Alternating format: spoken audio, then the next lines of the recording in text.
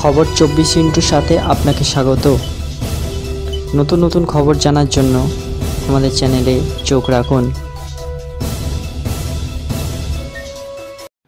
নমস্কার দর্শক বন্ধুরা, স্বাগত আমাদের এই চ্যানেলে। মদন মিত্রের কাছে হুমকি ফোন। যে নম্বর থেকে কামারহাটি বিধায়ক মদন মিত্রের কাছে হুমকি ফোন আসে বলে অভিযোগ, সেই ফোন নম্বরটি সোদপুরের বাসিন্দা পার্থশঙ্কর ঘোষের নামে নথিভুক্ত। ফোন নম্বরের সূত্র ধরে তার বাড়িতে পৌঁছে গিয়েছিল। অভিযোগ শুনে হতবাক পার্থশঙ্করের মা হাসছেন তিনি। তার দাবি, ছেলে তো এখানে থাকে না, আর আমার ছেলে তেমন নয়, পাড়ায় খোঁজ নিয়ে দেখুন। মদন মিত্র অভিযোগ করেন, আমার কাছে রাত 12টা 19 নাগাদ একটি ফোন আসে। মদন মিত্র আছেন, ফট করে বলছে, কিরে তৃণমূলের কামারহাটি থেকে উপড়ে দেবো। বারবার ঘুরে ফিরে ফোনটা আসছে, রাত 12টার পর থেকে আসছে। যখন নেশা ফেটে যাচ্ছে ফোন আসা বন্ধ। ওদের বক্তব্যই হচ্ছে মদন মিত্রকে গুলি করে মেরে দেবো। ফোন নম্বরটিও জানান মদন মিত্র।